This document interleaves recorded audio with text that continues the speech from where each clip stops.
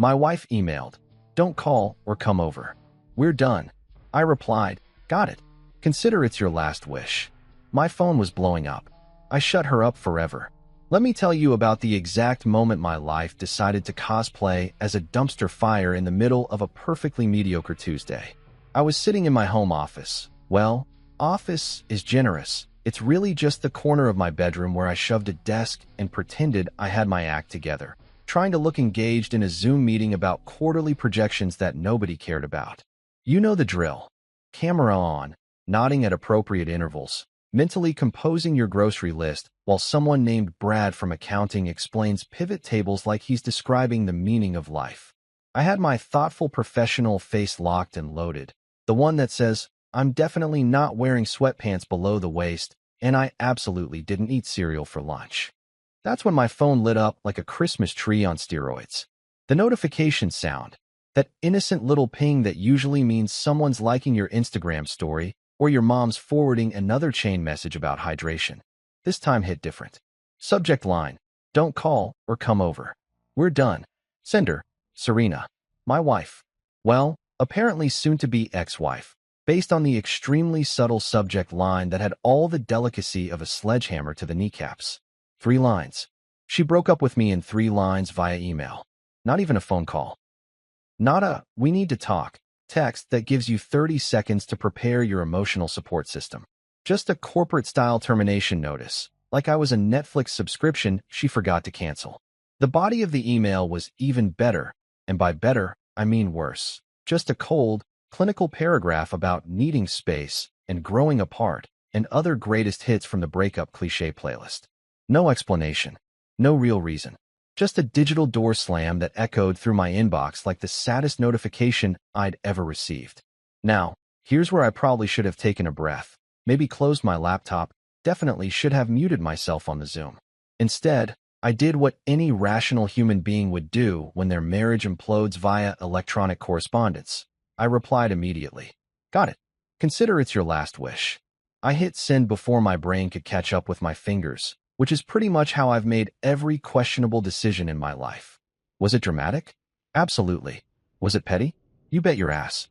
Did it feel weirdly satisfying in that moment? Like you wouldn't believe.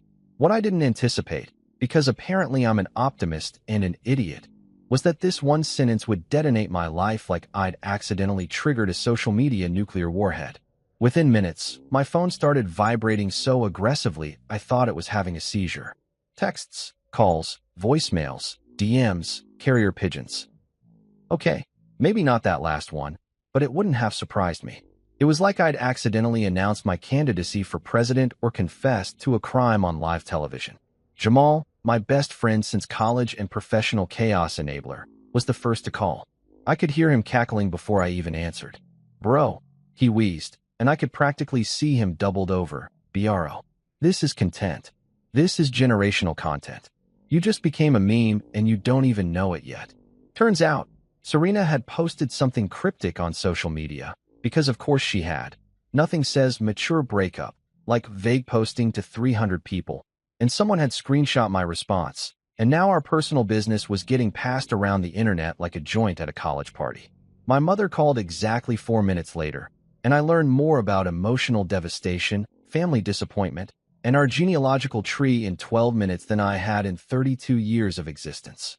"Your grandmother's cousin went through something similar in 1987, she informed me, voice trembling with that specific frequency that mothers use when they're not sure if they should hug you or hit you with a wooden spoon. She proceeded to detail every failed relationship in our family history, apparently trying to make me feel better by proving that romantic destruction was genetic. Thanks, Mom. Really helpful.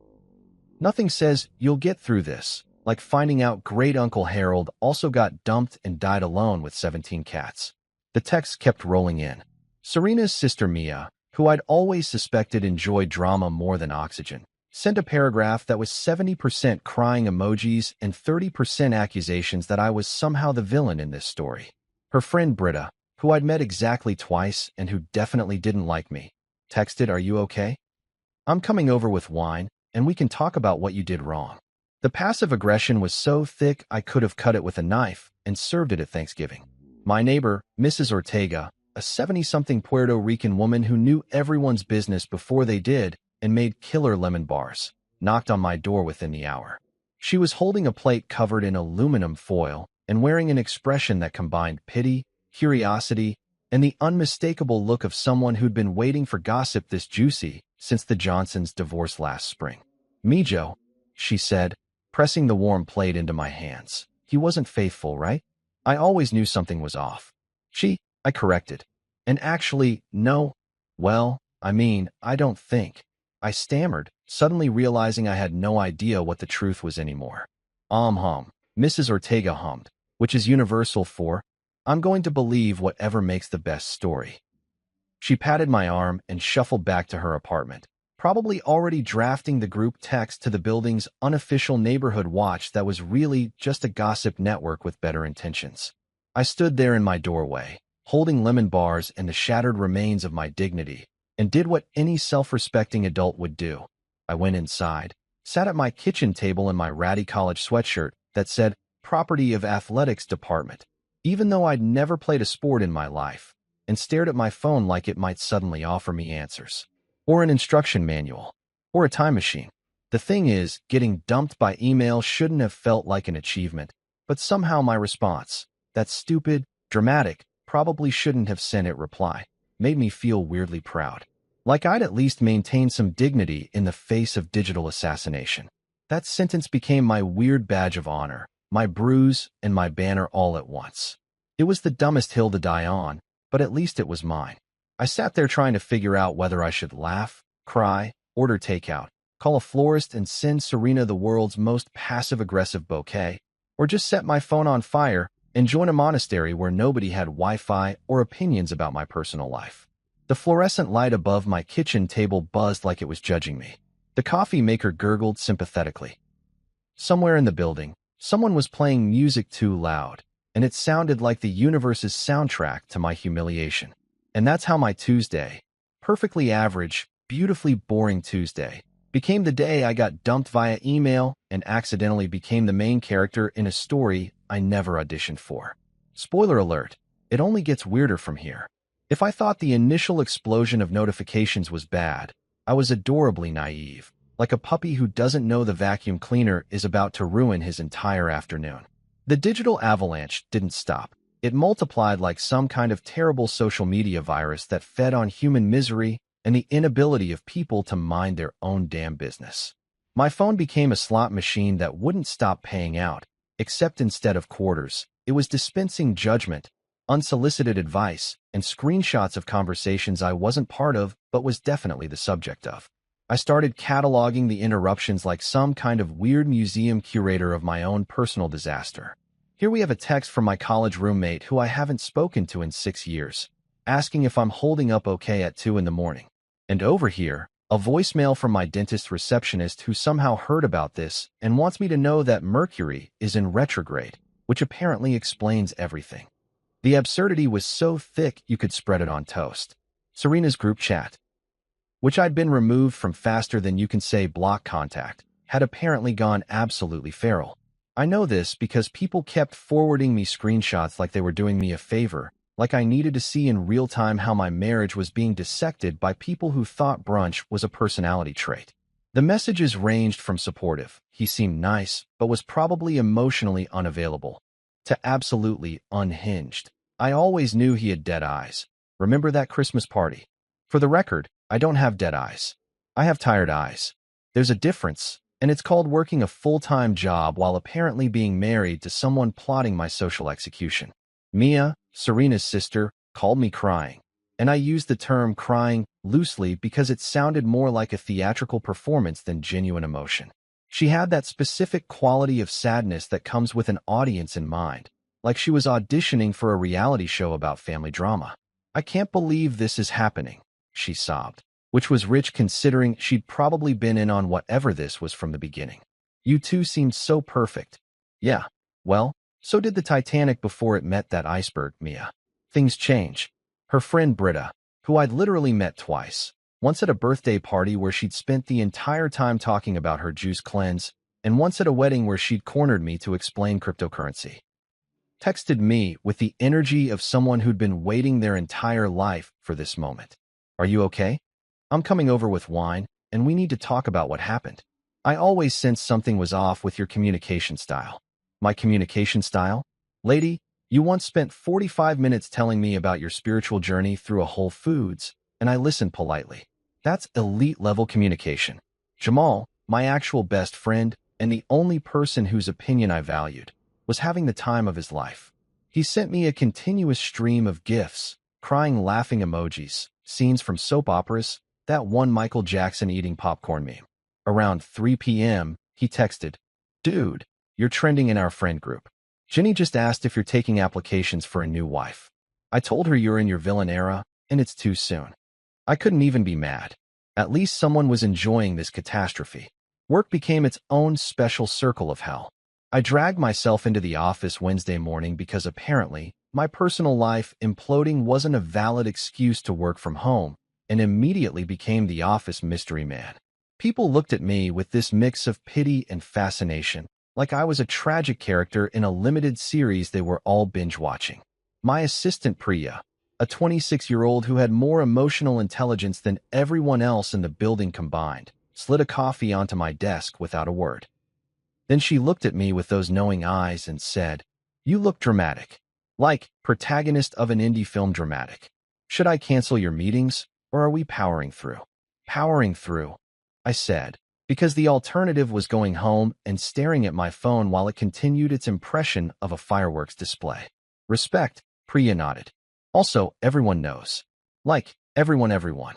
Karen from HR sent out a mental health resource, email, and CC'd the entire floor. Pretty sure it was about you." Fantastic. Nothing says professional work environment like your marital collapse becoming an office-wide teaching moment. My boss, Richard, a man whose entire personality could be summarized as LinkedIn post energy, postponed my afternoon meeting. He did that thing where he tried to be casual about it, sending an email that said, "Hey, let's reschedule, no rush on those reports," which in Richard speak meant, "I'm terrified of your emotional state and don't want you crying in the conference room." It was either genuine pity or sheer terror that he might catch whatever curse had infected my life, like divorce was contagious and could spread through shared elevator rides. I decided that if life was going to serve me drama on a silver platter, I might as well dress for the occasion. I wore my best shirt, the one I usually save for client presentations, and actually combed my hair. If I was going to be the office's entertainment, I'd at least look like I had my shit together, even if my shit was currently scattered across the floor like a jigsaw puzzle made entirely of red flags I'd ignored. Humor became my shield, my armor, my only defense against the relentless onslaught of concern and curiosity.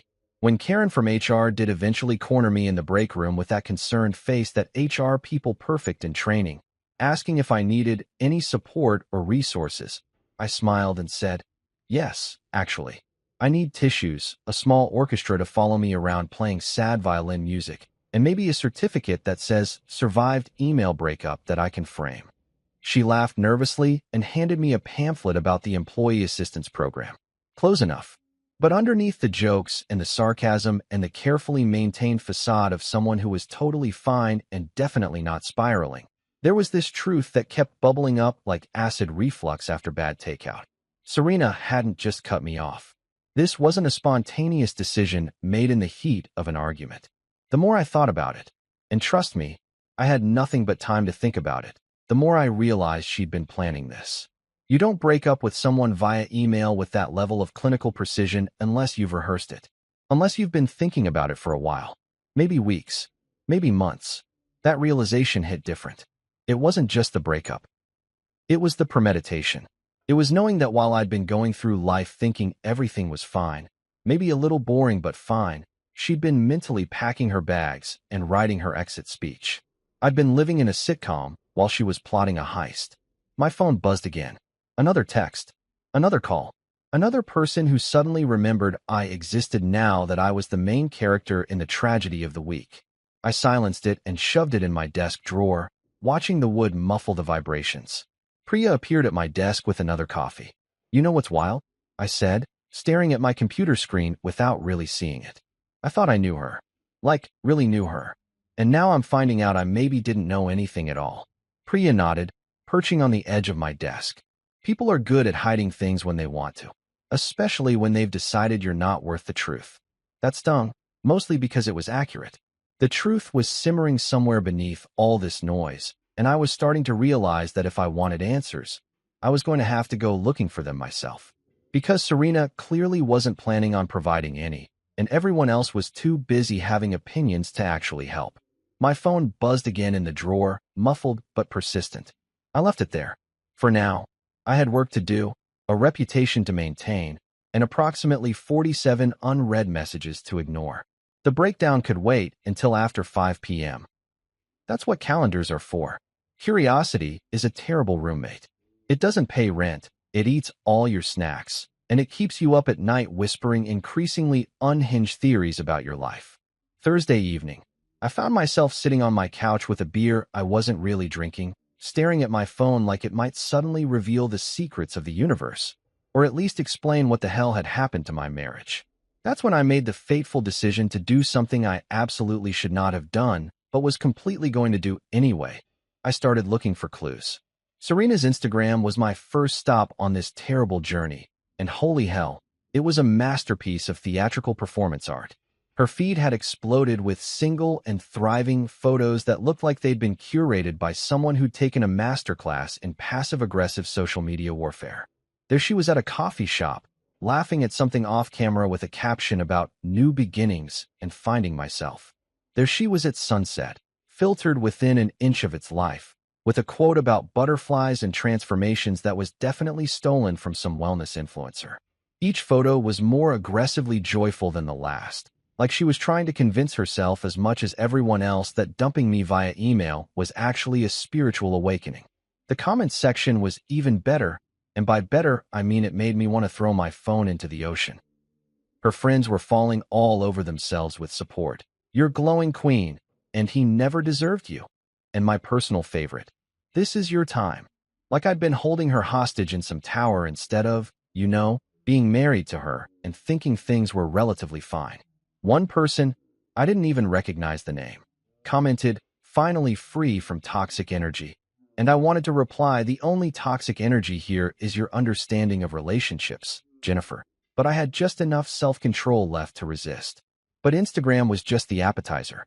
The real meal came when I started going through our apartment like some kind of divorce detective, except instead of solving crimes, I was solving the mystery of how I'd become this clueless. I found receipts in the trash, because apparently Serena wasn't great at covering her tracks. She was just banking on me being too oblivious to look. Dinner receipts from restaurants I'd never been to, dated on nights when she'd told me she was working late or out with the girls. One receipt in particular caught my eye. A place called Chez Louis, extremely fancy, the kind of restaurant where they serve you 3 molecules of food on a plate the size of your head and charge you $200 for the privilege. The date on the receipt? Our anniversary. The same night, she'd texted me saying she had a migraine and couldn't make our reservation. I'd spent that evening eating Thai takeout alone, watching basketball, feeling vaguely disappointed but understanding because, hey, migraines are real and I'm not a monster. Meanwhile, she'd apparently been at Chez Louis with someone who ordered the filet mignon and a bottle of wine that cost more than my car payment. The name on the reservation, printed helpfully at the bottom of the receipt, Henri, a very French-sounding name for a guy who, based on additional Googling that I'm not proud of but absolutely committed to, couldn't parallel park to save his life. I found a video on Serena's friend's Instagram story from a few weeks ago, tagged at some bar, and there in the background was Serena laughing with a guy who looked like he shopped exclusively at stores that sold business casual as a lifestyle choice. Khakis. The man wore khakis like he was auditioning for a Gap commercial. This was Henri, presumably. My replacement. A man who couldn't navigate a parking spot and thought khakis were a personality. I did what any rational person would do when they discover their wife has been living a double life. I became an amateur forensic accountant. I pulled up our joint credit card statements. Yes, we still had joint finances because apparently I was the only one who hadn't gotten the memo that we were getting divorced and started highlighting charges that didn't make sense. There were a lot of them. Like, a concerning number of them. A hotel charge from 3 months ago, some boutique place downtown, Checked in on a Friday night when Serena had told me she was at a work retreat in Philadelphia. $240 for one night. Our credit card paid for the room where my wife was presumably cheating on me. The irony was so thick you could bottle it and sell it as artisanal irony at Whole Foods. There was a charge from Tiffany's, $1,500, dated 2 weeks before Valentine's Day. I never got anything from Tiffany's for Valentine's Day. I got a card. A nice card, sure, with a heartfelt message about partnership and growth, but definitely not $1,500 worth of jewelry. So where did that bracelet go? Not to me. That's for damn sure. I made a list. I'm a list guy. It's how I cope with chaos. I opened a Notes app document and started cataloging every suspicious charge, every receipt, every little inconsistency that I'd been too trusting or too stupid or too busy to notice before. The hotel charges, the restaurants, the unexplained shopping sprees. A men's suit from Nordstrom, $600, that I definitely didn't buy because I've owned the same 3 suits since college and they all smell faintly of desperation and job interviews. For S, happy anniversary, the gift note said, according to the email receipt I found buried in our shared email account. Serena bought someone a $600 suit for our anniversary. The same anniversary where she'd given me a book about mindfulness and told me we should focus on emotional growth. I was focusing on emotional growth while she was apparently funding someone else's entire wardrobe. I texted Jamal a screenshot of the suit receipt. If Infidelity had a subscription plan, I'd cancel it. He replied immediately, "Bro, you're paying for premium features you didn't even know existed. This is next level." The jokes helped. They kept me from completely losing my mind, from spiraling into that dark place where you start questioning every single moment of your relationship, wondering which smiles were real and which were just good acting. But underneath the humor, I felt something new growing. This heat behind my eyes that wasn't quite tears and wasn't quite anger. It was something sharper, something that felt like the beginning of a plan. I sat at my kitchen table until 2 a.m., laptop open, papers spread around me like I was preparing for the world's saddest thesis defense. I had receipts. I had timestamps. I had credit card statements that read like a tragic novel titled, How I Funded My Own Betrayal, a financial breakdown. Every charge, every inconsistency, every little breadcrumb Serena had carelessly left behind because she'd assumed I was too trusting or too dumb to connect the dots. But here's the thing about breadcrumbs. Eventually, they lead somewhere. And I was starting to realize that where they led was towards something bigger than just a cheating spouse. This wasn't just about Henri and his terrible parking skills and his khakis. This was about money. My money. Our money. Money that was disappearing into places I couldn't track for purposes I hadn't agreed to, funding a life I wasn't part of. I felt stupid. God, I felt so incredibly stupid. How long had this been going on?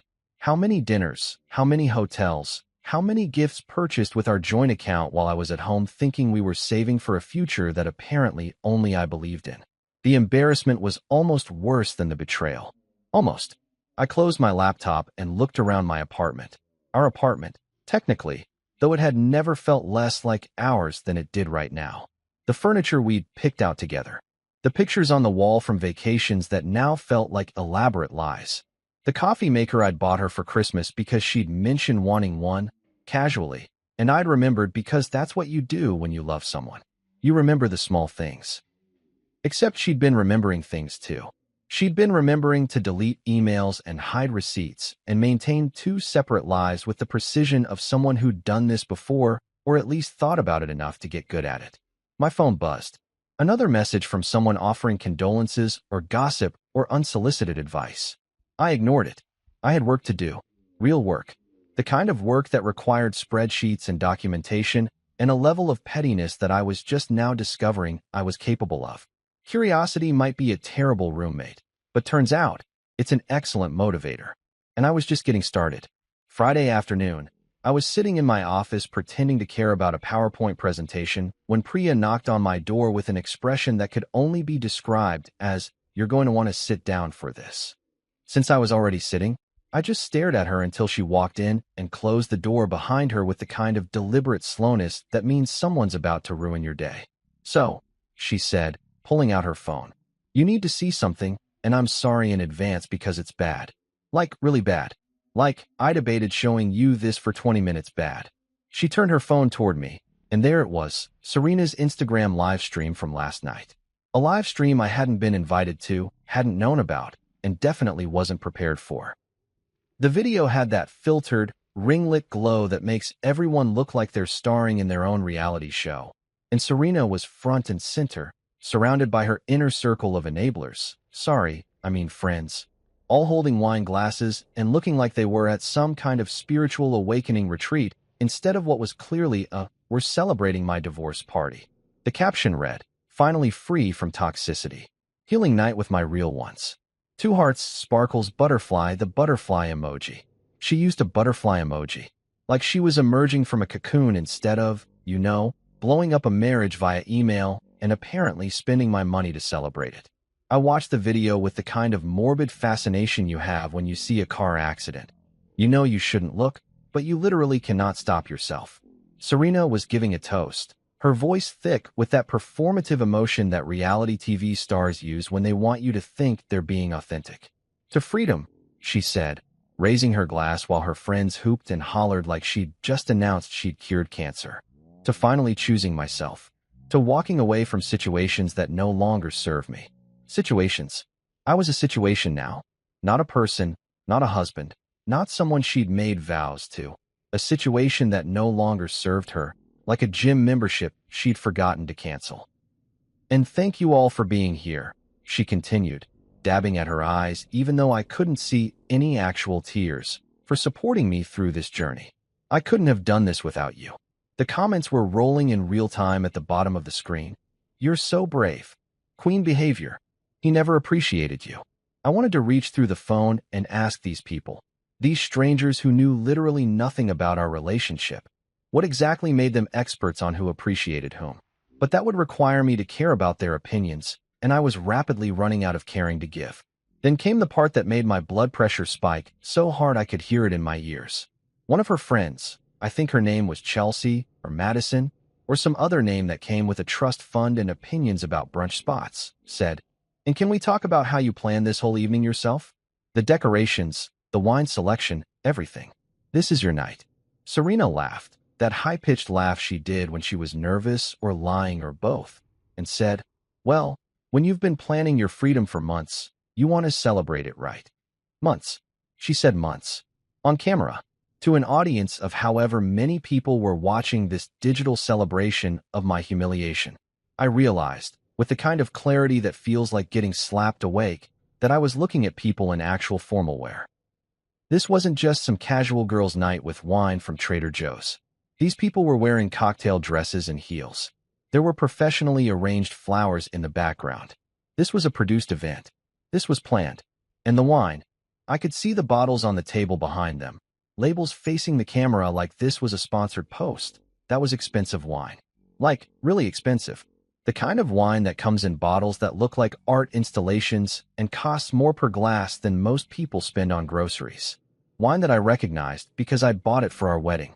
Wine that had been in our shared storage unit, that I'd been saving for a special occasion. She was drinking our wedding wine to celebrate leaving me. "This is insane," I said, but it came out quieter than I meant it to, like my voice couldn't quite match the volume of my rage. Priya nodded. "It gets worse. Keep watching. How could it possibly get worse?" "Oh, sweet summer me." I had no idea. The camera panned around the room. Someone was filming on a professional setup, not just a phone, which meant this was really planned, and I saw it. The venue. I recognized that wallpaper, those windows, that specific ugly chandelier that looked like someone had bedazzled an octopus. It was the community center. Our community center. The same place where we'd hosted neighborhood potlucks and holiday parties, and that one disastrous karaoke night where Mrs. Ortega had sung, "I Will Survive" for 7 minutes straight. Serena had rented out our community center, the place where we'd made actual good memories with actual people who liked both of us, to throw herself a freedom party. And the rental fees? Those came out of the community fund that everyone in the building contributed to. The fund that I'd contributed to. I'd literally helped pay for the venue where my wife was celebrating dumping me. I felt my jaw actually drop, like a cartoon character. "You're kidding." "I wish I was kidding," Priya said. "There's more. Look at the decorations." I looked. Behind Serena and her Greek chorus of support, there were banners. Actual printed banners that said things like "New Beginnings" and "Choose Yourself" in that cursive font that every basic Instagram post uses. There were balloons. There was a cake. I could see it on the side table, professionally decorated with what looked like a butterfly design, because of course it was. This wasn't a spontaneous celebration. This wasn't even a regular party. This was a whole production, complete with props and staging and probably a set list. This was premeditated celebration. She'd been planning this before she'd even sent me that email. Maybe weeks before. Maybe while we were still eating dinner together and watching Netflix and existing in what I'd thought was a normal, slightly boring, but fundamentally okay marriage. I'd been living in a completely different reality. While I was thinking about what to make for dinner and whether we needed to buy more paper towels, Serena had been choreographing her exit like it was a Broadway show, and I was the only one who hadn't gotten a ticket. The audacity, I said, and then I laughed because what else was I supposed to do? Cry? I'd done enough of that in the shower this week where nobody could hear me. The absolute audacity of this woman to rent our community space, drink our wedding wine, and throw a party celebrating how terrible I apparently was, all while probably charging it to our joint credit card. Priya winced. About that. I may have checked because I'm nosy and also worried about you. The rental fee for the community center? Charged to your joint account 3 weeks ago. The catering, because yes, there was catering, also your joint account. The cake, the flowers, even the photographer who's filming this whole thing, all your joint account. I paid for my own public humiliation. I literally funded the party celebrating the end of my marriage. If there was a world record for being pathetically, cosmically cuckolded by financial circumstances, I just won it. They should give me a trophy. They should give me several trophies and maybe a certificate and definitely therapy. How much? I asked, even though I wasn't sure I wanted to know. Total? About $3,000. $3,000. I'd unknowingly spent $3,000 so my ex-wife could throw herself a party to celebrate leaving me, in a venue we both used, drinking wine we'd been saving, surrounded by people who were now convinced I was the villain in this story. I looked at Priya, who was watching me with the careful expression of someone trying to determine if I was about to have a breakdown or start laughing maniacally. Honestly, it could have gone either way. I need to make some calls, I said. To who? I don't know yet. But I'm done being the punchline in my own life story. That video, that stupid, overproduced, narcissistic celebration of my failure, became my turning point. Not because it hurt, though it did. Not because it was humiliating, though it absolutely was. But because it made me realize something important. Serena thought this was over. She thought she'd won. She thought she could throw a party, toast to freedom, broadcast her victory to the internet. And that would be the end of it. She forgot one crucial detail. I was still here. I was still watching.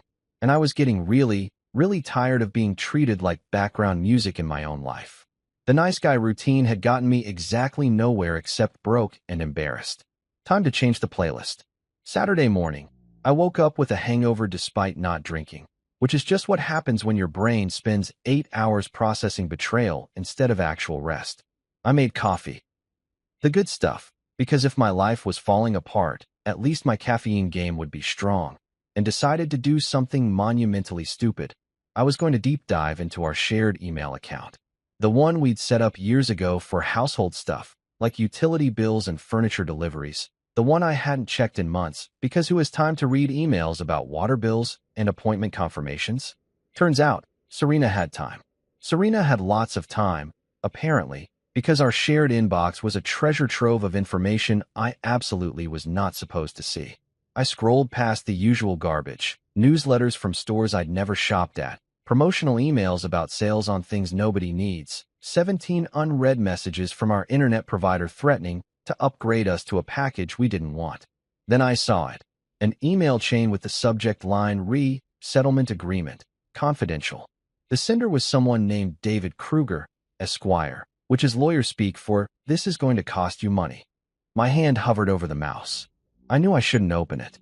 I knew that whatever was in that email was going to make everything worse. But I'm not great at making good decisions, especially when curiosity is screaming at me like a toddler who wants candy, so I clicked. The email chain was from 2 months ago. 2 months. Before the breakup email. Before the party. before any of this had supposedly just happened because we'd grown apart.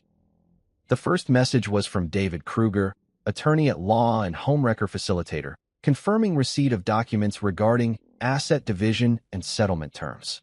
He was writing to Serena, very formally, very professionally, laying out a timeline for what he called the dissolution process. I scrolled down.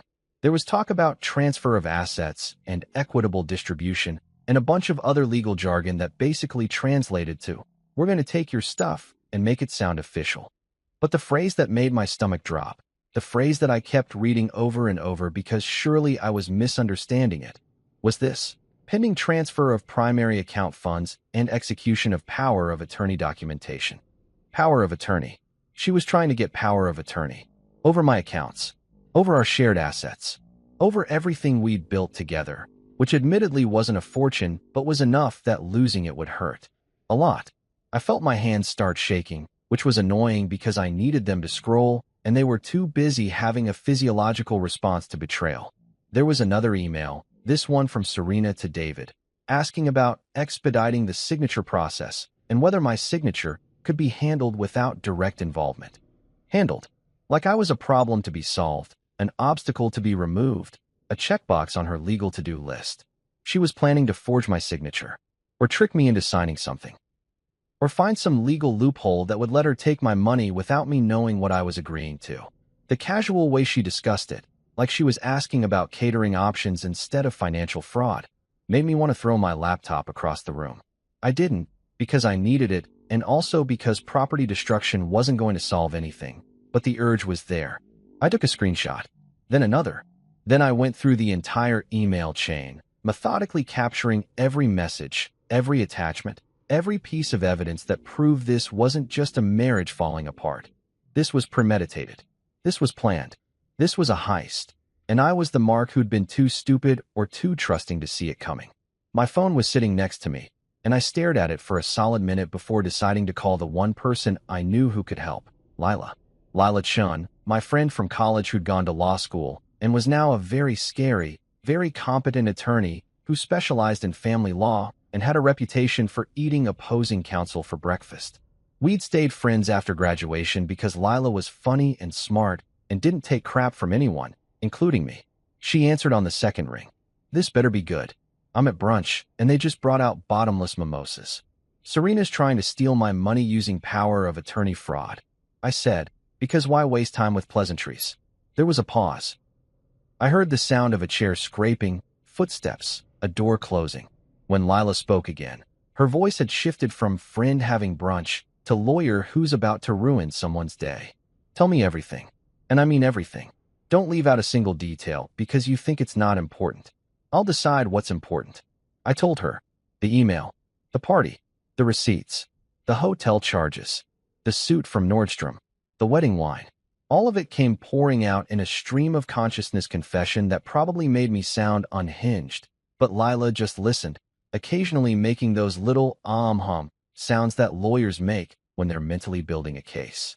When I finished, she was quiet for a moment. Then she laughed, but it wasn't a happy laugh. It was the laugh of someone who's seen this before and knows exactly how it ends. "Okay," she said. "First of all, she's an idiot. Like, a genuinely stupid person who thinks she's smart. Second, you need to do exactly what I tell you, and you need to do it today. Not tomorrow, not Monday, today. Can you do that?" "Yes," I said, because what else was I going to say? "No, I'd rather let my wife steal my life savings." "Good. Here's what you're going to do. You're going to collect every receipt, every screenshot, every piece of evidence you have. Bank statements, credit card bills, emails, text messages, Instagram posts, everything. Make copies, multiple copies. Put them in different places. Email them to yourself, save them to a cloud drive, burn them onto a USB if you have to.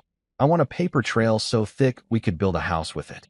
I was already pulling up files, organizing folders, my fingers moving faster than my brain. "Okay, what else? You're going to freeze your joint accounts. Call the bank. Tell them there's suspicious activity. Tell them you need to protect your assets. They'll walk you through it. Do not, and I cannot stress this enough, do not tell Serena you're doing this. If she asks, if she tries to access the money and it's frozen, you play dumb. You know nothing. You're shocked. You're confused. You thought everything was fine. I can do shocked and confused, I said. I've been doing it all week. Good. And then you're going to send me everything you just collected, and I'm going to forward it to a friend of mine who works in fraud investigation. Because this isn't just divorce stuff anymore. This is attempted theft. This is forgery. This is the kind of thing that could get her in actual legal trouble beyond just losing the settlement. The word settlement made me laugh, bitter and sharp. What settlement? She was just going to take everything. Yeah, well, she's not anymore. Trust me, I spent the next 4 hours becoming the world's most dedicated archivist of my own disaster. I organized files by date, by type, by level of incriminating evidence. I created folders within folders. I made backups of backups. Jamal came over around 3 p.m. with pizza and moral support, took one look at my laptop setup, and said, "Bro, you look like a conspiracy theorist, but like a really organized one." "I'm documenting a conspiracy," I said, showing him the power of attorney email. "Does that count?" He read it, his eyes getting wider with each line. Holy crap, she was going to rob you.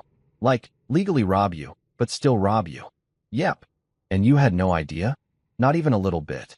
Jamal sat down, grabbed a slice of pizza, and looked at me with something like respect. "You know what? I take back every time I said you were too nice. This," he gestured at my laptop, at the organized chaos of evidence, at my slightly unhinged but very determined expression. "This is growth. This is character development. You're becoming the protagonist." "I was always the protagonist," I said. "I just didn't know it was a revenge story." Priya texted me around 5 p.m. "How's the mental breakdown going?" I sent her a photo of my evidence folders. "Actually, I think I'm having a mental breakthrough instead. That's either really healthy or really concerning. Can't tell which." "Me neither. But at least I'm doing something." By the time the sun went down, I had everything organized, backed up, and sent to Lila. My mood had shifted from devastated to something sharper, something that felt like purpose. Serena thought she was smart. She thought she'd covered her tracks. She thought I'd just roll over and accept whatever story she wanted to tell. But she forgot that I was still here, still watching, and now, finally, I was done being the nice guy who got walked all over. The receipts were collected. The evidence was organized. The lawyer was briefed. And I was ready to stop being the victim in my own story. Monday afternoon, I was sitting at my kitchen table staring at spreadsheets that were starting to blur together. Bank statements, credit card charges, email timestamps. All the boring administrative work of proving your life has been a lie, when someone knocked on my door. Not the doorbell, which would have been normal, but an actual knock, tentative and quiet, like whoever was out there wasn't sure they should be there at all. I opened the door to find Rosa, the cleaning lady who worked in the building.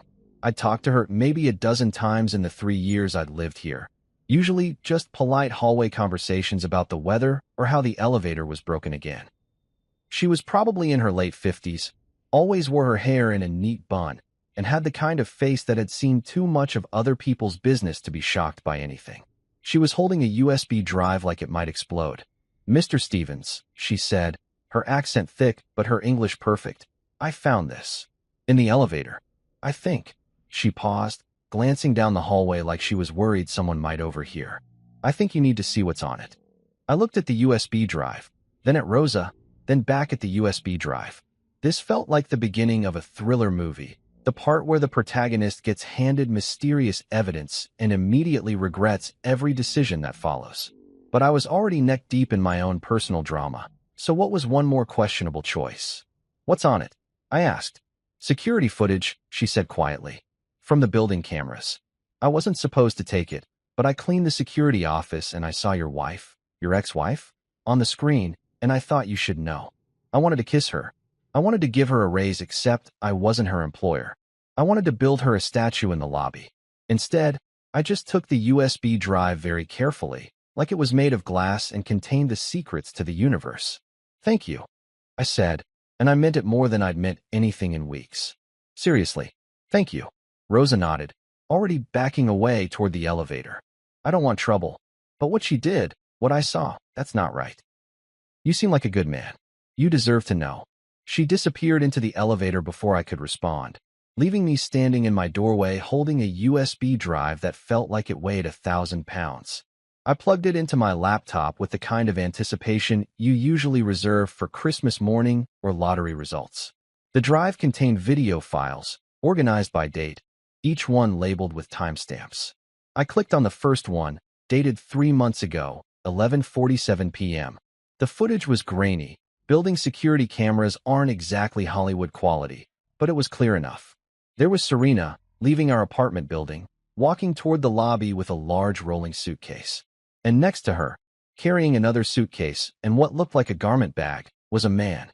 Not just any man, Henri. I recognized him from the Instagram photos, from the background of Serena's thriving posts.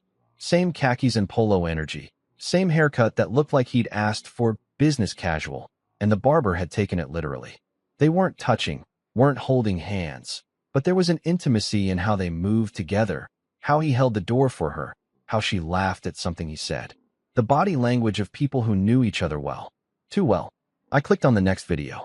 Same scenario, different date. 1:23 a.m. this time. Serena and Henri, leaving the building, him carrying bags, her looking around like she was worried someone might see them. Which, in retrospect, she should have been, because someone did see them. Multiple someones, apparently, if Rosa had noticed enough to steal security footage. The third video was dated the same night as one of the hotel charges I'd found on our credit card. There they were, leaving the building at 9:15 p.m., dressed nicely. Serena in a dress I recognized. Henri in what was probably that $600 suit she'd bought him with our money. They came back at 2:37 a.m. The timestamp on the hotel charge? Check-in at 9:45 p.m., check-out at 2 p.m. the next day. I sat back in my chair and laughed. Because what else are you supposed to do when you're handed video evidence of your wife's affair on a USB drive by your building's cleaning lady? This was beyond anything I could have imagined. This wasn't just email trails and suspicious receipts. This was visual, undeniable, timestamp-stamped proof. But here's where it got really interesting. The last video on the USB drive was dated just 2 weeks ago, after Serena had sent the breakup email, after we were supposedly done. The footage showed Henri entering our building, where Serena didn't even live anymore because she'd moved out to her healing space, or whatever, using a keycard to get in. He went up to our floor, stayed for 47 minutes based on the timestamps, then left, carrying a box from our apartment. A box of what? I had no idea, but it didn't matter. What mattered was that Serena had given Henri access to our place. Our place that was still technically jointly owned, still had my name on the lease, still contained my belongings and my life. She'd given her affair partner, the guy she'd been sneaking around with for months, a key to our home. I felt something shift in my chest, something that wasn't quite anger and wasn't quite hurt. It was colder than that, more calculating. It was the feeling of someone who'd just been handed the winning hand in a poker game and was deciding exactly how to play it. I made copies of everything. I backed up the USB drive to my computer, to a cloud service, to another USB drive that I immediately took to Jamal's apartment for safekeeping. I wasn't taking any chances. This footage was gold. This footage was evidence. This footage was the kind of thing that could turn a she said divorce into a here's literal video proof she's been lying legal slam dunk. I called Lila. It was 7 p.m., which meant she was probably still at her office because Lila treated work-life balance like a suggestion rather than a rule. She answered immediately. Please tell me you have good news because I just spent 6 hours reviewing the most boring contract in human history and I need something exciting. Rosa from my building just gave me security footage of Serena and her boyfriend leaving the building multiple times over the last 3 months, including timestamps that matched the hotel charges and restaurant receipts. Silence. Then, Rosa is invited to my wedding. I don't have a fiancé yet, but when I do, Rosa gets an invitation. Also, send me that footage immediately. Like, right now. I'm pulling up my email as we speak. I sent it while we were still on the phone, listening to Lila's increasingly delighted reactions as she watched the videos. Oh, this is beautiful, she said. This is absolutely beautiful. Do you know what this means? That my wife is bad at being sneaky.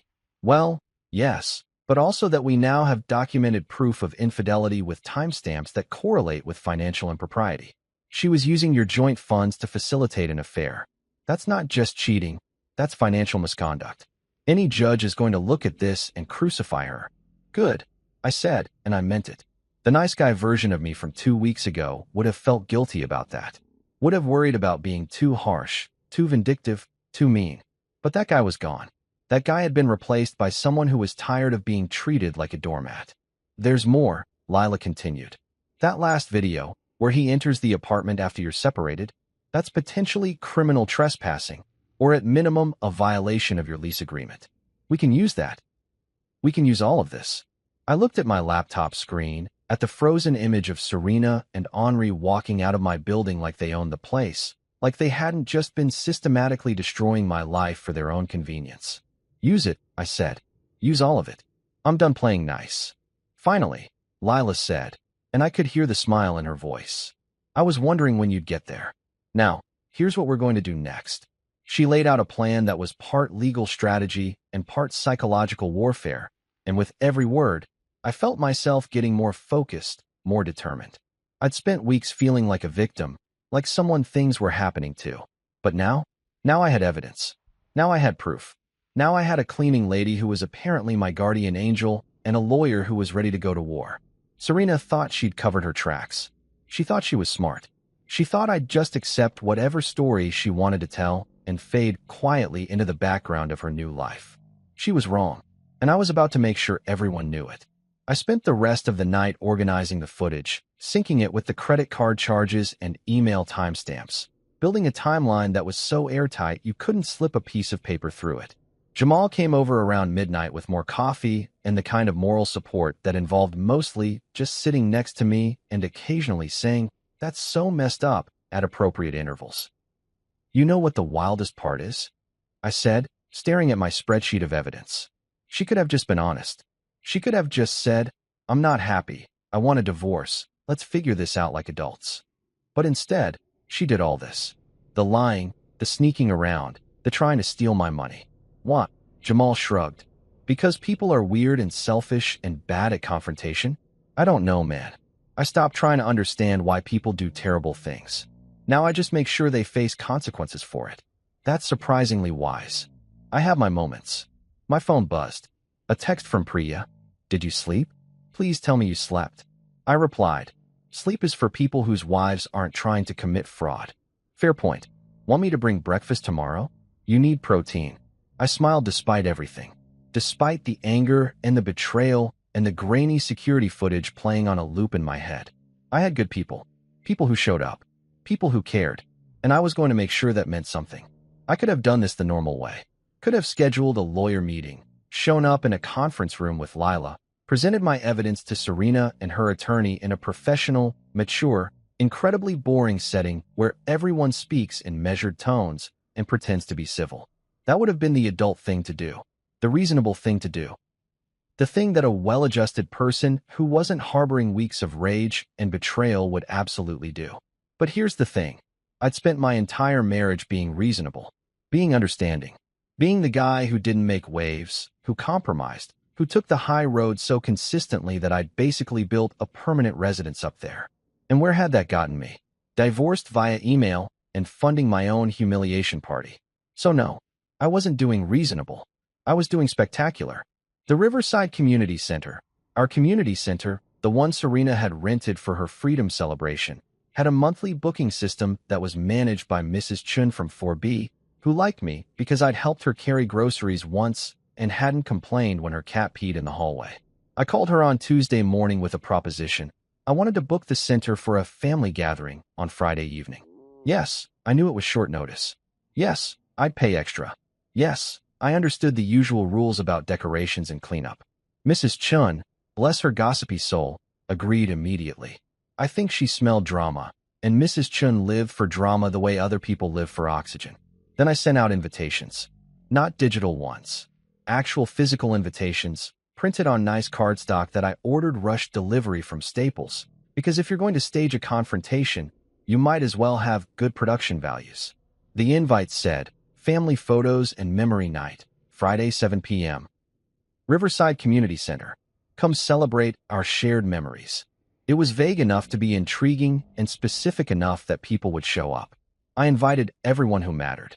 Jamal, obviously, he'd already declared himself my hype man, and was practicing his supportive facial expressions. Lila, who'd be there in her capacity as my attorney and also as someone who enjoyed watching bad people get what they deserved. Priya, who'd insisted on coming and bringing her boyfriend Marcus for backup moral support. Detective Ross from the local precinct, who I'd contacted through Lila and who'd been very interested in the security footage and the potential fraud charges. Mrs. Ortega, because she'd been kind to me and also because she was the building's unofficial news network and whatever happened tonight would be common knowledge by morning anyway. And Serena's family, her parents, who I'd always gotten along with and who I suspected had no idea what their daughter had been up to. Her sister Mia, who'd probably show up hoping for drama and would definitely get it, just not the kind she was expecting. Her Aunt B, who I'd always liked and who made incredible coffee cake and had a reputation for calling people out on their nonsense. The key was that I didn't tell anyone what the evening was actually about. Just family photos, memory sharing, celebration of good times. Vague enough to be believable. Getting Serena there was trickier. She'd blocked my number, blocked me on social media, basically eliminated every direct line of communication between us. So I had Jamal text her from his phone. "Hey, it's Jamal. Just wanted to give you a heads up that there's a community thing Friday night at Riverside Center, some kind of building celebration. Your parents are going. Thought you'd want to know. Also, heard there might be press there? Some local news thing about community unity, or whatever. Might be good for your brand." The mention of press and her parents did exactly what I thought it would. She responded within 10 minutes. "I'll be there." "What time?" "Perfect. Absolutely perfect." Friday evening came with all the nervous energy of opening night for a play where I was both the director and the lead actor. I showed up at 5 p.m. to set everything up. The community center had a projector, the same one they used for movie nights and PowerPoint presentations about recycling initiatives, and I'd already loaded my laptop with the evidence. Security footage, time-stamped and organized. Credit card statements, email exchanges, screenshots, everything arranged in a neat, devastating presentation that would have made my old marketing professor proud. Jamal arrived at 6 p.m. with a box of supplies, extension cords, backup USB drives, his laptop as a secondary display option in case mine failed, and, because he was Jamal, a bag of popcorn. For the audience, he explained. Every good show needs snacks. "This isn't a show," I said. "Bro, this is absolutely a show. This is the finale. This is the season-ending episode where all the plot threads come together. This is peak television, except it's your life." He wasn't wrong. People started arriving at 6:45. Mrs. Ortega showed up first with, and I'm not kidding, a casserole, because apparently her response to every significant life event was food. "I brought baked ziti," she announced, "in case people get hungry during the family photos." "There aren't actually going to be family photos," I said quietly. Her eyes lit up like Christmas morning. "Oh, Mijo, this is going to be good, isn't it?" Priya arrived with Marcus, who I'd met twice and who seemed like a genuinely nice guy with no idea what he was walking into. Detective Ross came in plain clothes, positioning himself near the back with the casual stance of someone who was definitely not a cop, but absolutely was. Lila showed up in a power suit that could probably be used as evidence in court just based on how intimidating it was. Serena's parents arrived at 7 p.m. sharp because they were punctual people who believed in respecting time commitments. They looked confused but happy to see me, which made me feel slightly guilty about what was about to happen. Her Aunt B brought coffee cake because apparently everyone in Serena's family communicated through baked goods. Mia showed up overdressed and overconfident, already pulling out her phone to document whatever she thought this was going to be. And then, at 7:15 p.m., fashionably late and completely unaware she was walking into an ambush, Serena arrived. She brought her entire entourage, the same friends from the Freedom Party, all dressed like they were going to a gallery opening instead of a community center. They had that energy of people who thought they were the main characters, who expected to be celebrated and photographed and validated. Serena was wearing the designer dress she'd charged to our credit card last month. Her hair was done professionally. She'd brought her own ring light, which was insane but also very on-brand. She saw her parents and smiled, waved to a few people, completely missed Detective Ross in the back, and positioned herself near the front like she was about to give a TED Talk. I stood up. The room got quiet in that way rooms do when someone's about to speak and everyone can sense something's about to happen. Thanks for coming, everyone, I said, keeping my voice steady and friendly. I know I said this was about family photos and celebrating memories, and in a way it is. We're going to look at some images tonight. We're definitely going to remember some things. But first, I want to talk about truth. Serena's smile faltered. Just slightly. Just enough that I knew she was starting to realize this wasn't what she'd expected. See, I spent the last few weeks discovering some things. Things about my marriage, about trust, about what happens when someone decides to rewrite history to make themselves look better. I clicked to the first slide, the email subject line. Don't call or come over. We're done. This is how my wife, ex-wife, ended our marriage. Via email. 3 lines. Very efficient. Very modern. And I replied with something that apparently became quite the social media moment. Got it. Consider it's your last wish. A few people chuckled nervously. Serena's friends looked confused. Jamal was grinning like he'd just won the lottery. But here's what I didn't know at the time. I continued, clicking to the next slide. This wasn't spontaneous. This wasn't a sudden decision. This was planned. Let me show you. I showed them the emails about the settlement. The power of attorney documentation. The timeline of lawyer consultations that started months before the breakup. Serena's face went from confused to pale to something approaching panic. And then there's the money, I said, pulling up credit card statements. Hotel charges. Expensive dinners. A $600 suit I definitely didn't buy. All charged to our joint account. All for someone who wasn't me. Click. Security footage. Serena and Henri leaving the building. Timestamp visible, matching the hotel charge date.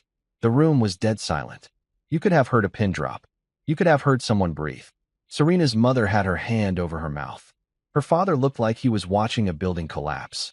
Ampy had put down her coffee cake. His name is Henri, I said conversationally, like I was discussing the weather. Nice guy, probably. Terrible at parallel parking. Great at spending my money, though. Really excelled at that. Serena stood up. This is a violation of privacy. You can't just... Actually, Lila said from her seat, her voice cutting through the room like a knife. He can. All of this evidence was obtained legally. The email account was joint. The credit card statements are his records. And the security footage was provided by a concerned citizen. So please, sit down and let him finish. Serena sat down. She didn't have a choice.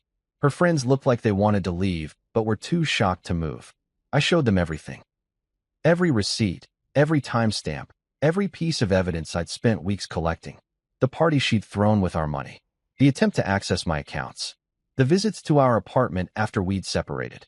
All of it, laid out chronically and methodically, a greatest hits compilation of betrayal set to the tune of damning evidence. When I finished, I turned off the projector. The lights came back on. The room was so quiet I could hear the fluorescent bulbs humming. If you wanted a new life, I said, looking directly at Serena, you should have just asked. But you didn't. You lied, you cheated, you stole, and you tried to make me look like the villain while you played the victim. So here's the thing. I'm done being your supporting character. This is my story too. And this is how it actually happened. Detective Ross stood up from the back. Ms. Serena Martinez, I'm Detective Ross. I'd like to ask you some questions about potential fraud and misuse of joint financial resources. You have the right to remain silent. And just like that, the room erupted. Serena's friends scrambled for the exit. Her mother started crying. Mia was filming everything on her phone until Lila politely informed her that recording without consent might be legally problematic. Jamal was eating popcorn and giving me a thumbs up. Mrs. Ortega hugged me and whispered, I knew something was wrong. It wasn't pretty. It wasn't clean. But it was honest. And for the first time in weeks, I felt like I could breathe. If you told me 6 months ago that I'd find spreadsheets and legal documents genuinely thrilling, I would have laughed in your face and suggested you get your head examined. But there I was, the Monday after the community center showdown, sitting in Lila's office with a coffee that cost more than my lunch and feeling absolutely giddy about discovery motions and subpoenas. Turns out, when paperwork is being used to systematically dismantle someone who tried to ruin your life, it becomes wildly entertaining. Lila's office was exactly what you'd expect from a lawyer who charged $400 an hour and had a reputation for making opposing counsel cry. Floor-to-ceiling bookshelves filled with leather-bound legal texts that probably cost more than my car. A desk made of some dark wood that screamed, I win arguments for a living. and a view of downtown that made you feel like you were looking down on all the poor souls who'd made the mistake of crossing her clients. She had my evidence spread across her conference table like she was planning a military campaign, which I guess she kind of was. Financial records on one side, security footage stills on another, email printouts organized by date and level of incriminating content. It was beautiful in a terrifying, hyper-organized kind of way. "Okay," Lila said, tapping a pen against her legal pad in that rhythm that meant she was in full lawyer mode. "Here's where we are. The good news is that Serena is screwed. The bad news for her is that she's really, really screwed. The better news for you is that we have so much evidence that I could probably argue this case in my sleep and still win." "That's the best thing anyone said to me in weeks," I said. "Don't get too excited yet. We still have work to do. But yes, the foundation is solid." She pulled out a document that was easily 50 pages long. "I've drafted a cease and desist letter that's being delivered to Serena today. It basically says, stop talking about him, stop accessing joint accounts, stop doing literally anything that could be construed as continued harassment or fraud, or we will bury you in legal filings so dense that your grandchildren will still be reading them." Poetic. I thought so. I also filed a motion to freeze all joint assets pending investigation. That means every bank account, every credit card, every shared financial resource is locked down tight until a judge decides who gets what. She can't touch a penny without it being documented and approved. I felt something loosen in my chest, some tension I hadn't realized I'd been carrying. So she can't just drain everything and disappear? Not unless she wants to add theft to her growing list of legal problems. Which, given her decision-making skills so far, isn't entirely off the table, but it would be spectacularly stupid even by her standards. Lila shuffled through more papers, pulling out what looked like official court documents with lots of stamps and signatures. "We've also filed for an emergency hearing regarding the fraudulent power of attorney attempt. That email chain where she discussed forging your signature? That's not just unethical. That's potentially criminal. The DA's office is reviewing it, and Detective Ross has been very helpful in moving things along." Detective Ross seemed pretty interested at the community center, I said, remembering how he'd stayed afterward to take statements and collect copies of evidence. "He told me he'd seen cases like this before, but never with this much documentation. That's because most people don't have a guardian angel cleaning lady who steals security footage," Lila said with a slight smile. "Rosa is genuinely my hero. I sent her flowers, by the way. I hope you don't mind. I felt like someone needed to acknowledge her excellent work. I sent her a fruit basket and a Target gift card, I admitted. Felt like the least I could do for the woman who saved my financial life." "Good man." Lila made a note on her legal pad. "Now, let's talk about the mortgage situation. Your apartment is jointly owned, correct?" "Correct. Both our names on the deed, both responsible for payments." "And you've been making the payments since the separation?" "All of them, yeah." "She moved out, stopped contributing, but her name's still on everything." Lila nodded like this was exactly what she'd expected. "We're filing to have her removed from the deed and the mortgage. Given that she abandoned the property and you've been solely responsible for all financial obligations, plus the evidence of her attempting to defraud you, any reasonable judge will approve it. The apartment becomes yours, she gets nothing, and we can pursue her for back payments she should have been making." The next 3 weeks were a masterclass in how the legal system can be both incredibly slow and surprisingly satisfying. There were depositions. Serena's lasted 6 hours, and according to Lila, she'd cried twice and contradicted herself at least a dozen times. There were subpoenas for bank records, phone records, even social media accounts. Turns out, posting about your freedom and new beginning on Instagram while simultaneously trying to steal your ex-husband's money doesn't play well in front of a judge. Serena tried to fight back, of course. She hired her own lawyer, some guy named Brad who wore too much cologne and had the kind of confidence that comes from never having actually been challenged. He sent us strongly worded letters about harassment and emotional distress, and my personal favorite, unwarranted public humiliation. Lila's response was a thing of beauty. She sent back a letter that was essentially a point-by-point destruction of every argument Brad had made, complete with citations, evidence references, and what I can only describe as the legal equivalent of sit down and shut up. She CC'd the judge, the DA's office, and Detective Ross, just to make sure everyone was on the same page. Brad stopped sending us letters after that. The fraud investigation moved forward faster than I'd expected. Detective Ross had apparently taken a personal interest in the case. Maybe because he was tired of seeing people get away with financial manipulation, or maybe because he genuinely thought Serena deserved consequences. Either way, he was thorough. He interviewed Henri, who apparently cracked under the pressure of an actual police detective asking questions, and admitted to everything. The affair, the hotel stays, even accepting the suit and other gifts purchased with my money. Henry's statement is basically a confession on behalf of both of them. Lila told me during one of our weekly update meetings. He didn't realize he was implicating himself in fraud, but he absolutely did. He kept saying things like, Serena said it was her money, and I didn't know it was wrong to accept gifts.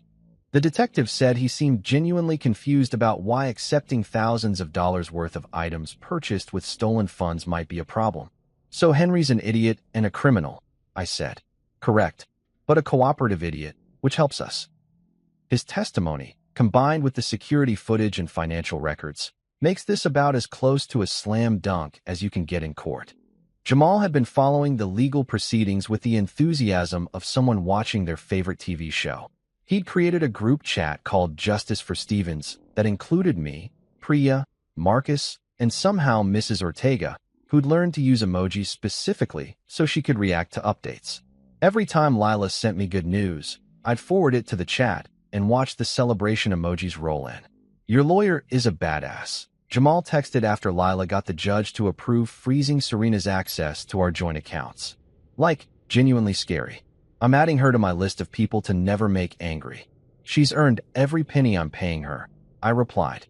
Which is a lot of pennies, I'm assuming. So many pennies, but worth it. The preliminary hearing happened on a Tuesday in early November.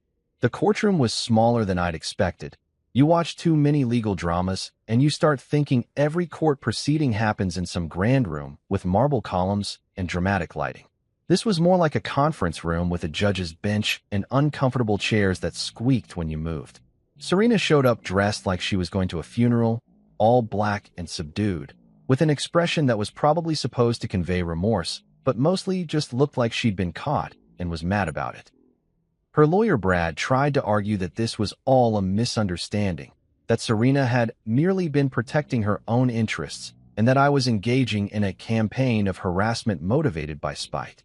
The judge, a woman in her 60s named Judge Patricia Morrison, who had a reputation for not tolerating nonsense, looked at Brad like he'd just suggested the sky was green. Counselor, I've reviewed the evidence. The security footage, the financial records, the email communications about fraudulent power of attorney.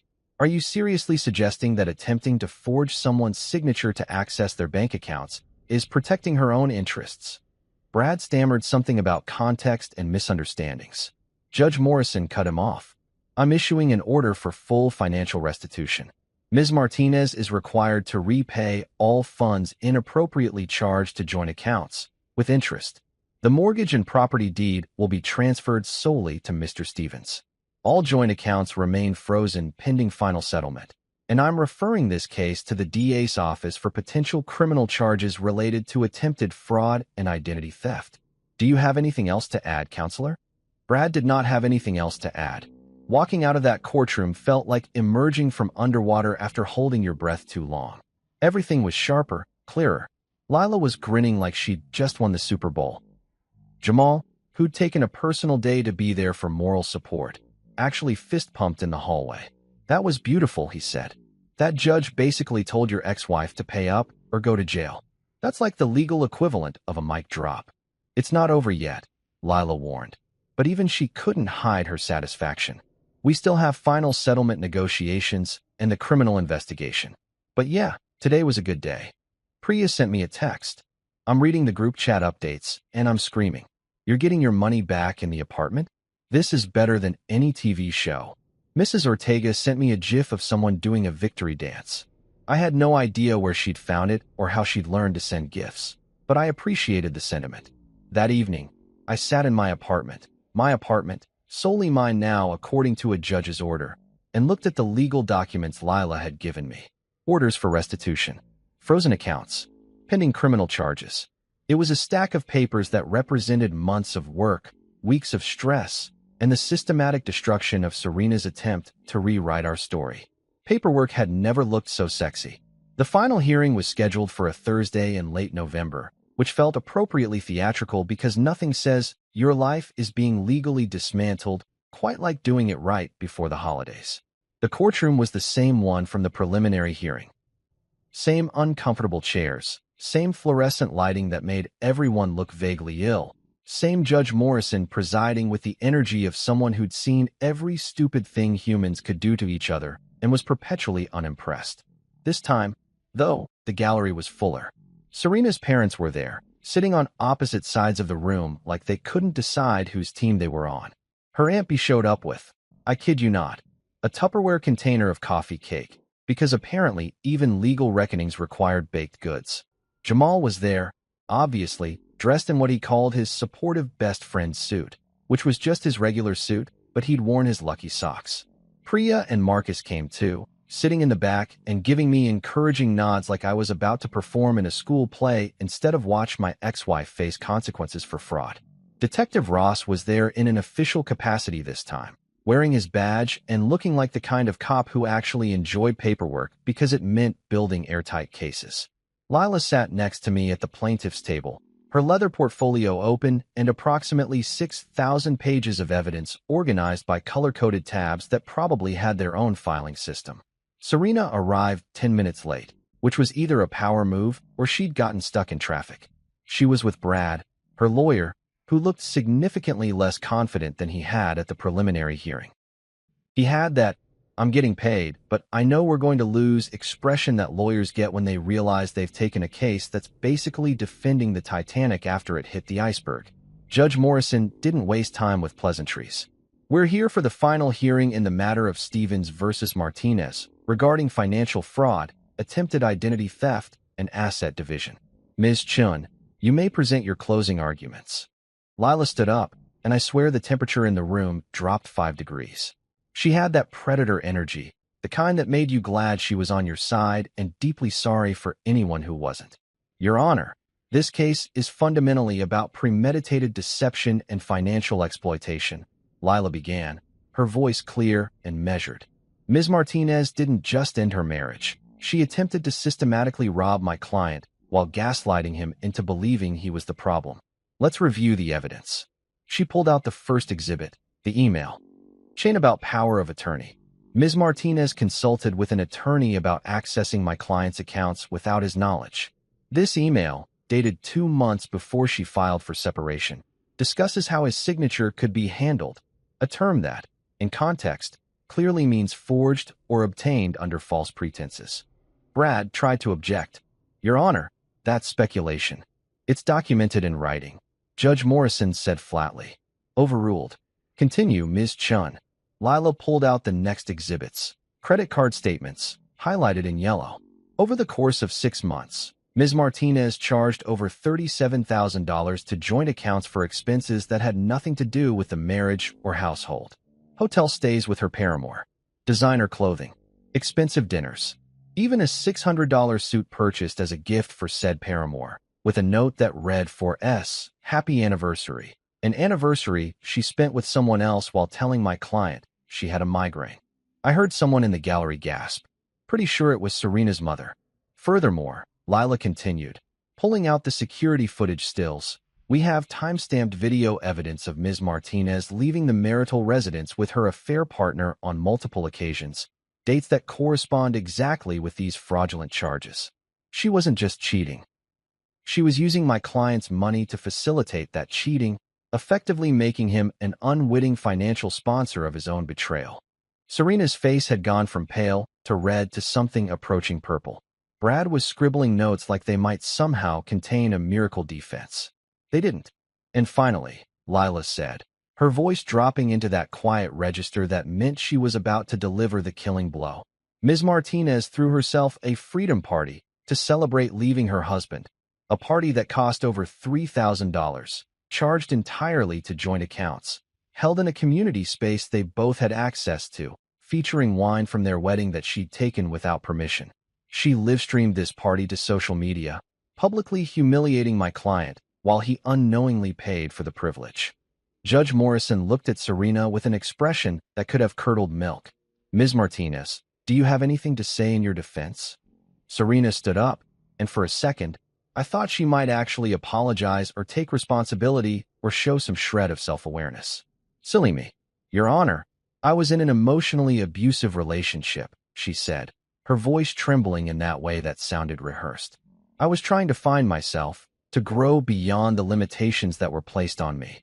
Yes, I made mistakes, but they came from a place of pain and survival.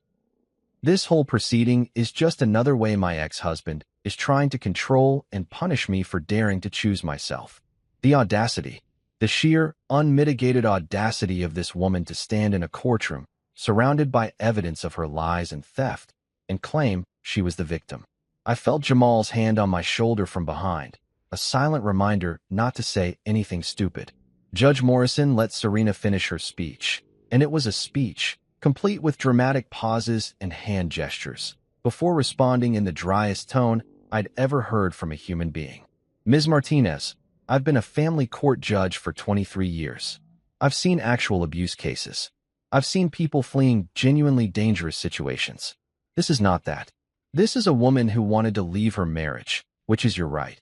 But instead of doing so honestly, you chose to lie, steal, and attempt to commit fraud. Those choices have consequences. She looked down at her notes, then back up at Serena. I'm ordering full financial restitution in the amount of $37,412, plus interest at the statutory rate. You will also pay Mr. Stevens' legal fees, which according to the documentation amount to approximately $18,000. The apartment and all jointly held property will be transferred solely to Mr. Stevens. Additionally, I'm finding sufficient evidence of attempted fraud and identity theft to warrant criminal charges. Detective Ross, please coordinate with the DA's office. Detective Ross nodded, already making notes. Furthermore, Judge Morrison continued, apparently not done destroying Serena's entire defense. I'm issuing a restraining order prohibiting you from contacting Mr. Stevens directly or through intermediaries, from posting about him on social media, and from accessing or attempting to access any of his financial accounts or property. Violation of this order will result in immediate arrest. Do you understand?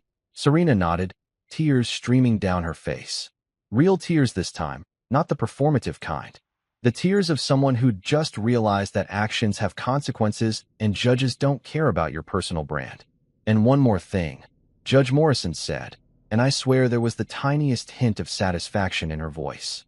Ms. Martinez, I'm ordering you to issue a public statement on the same social media platforms where you defamed Mr. Stevens, correcting the record and acknowledging your financial misconduct.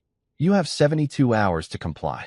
The exact wording will be provided by the court to ensure accuracy.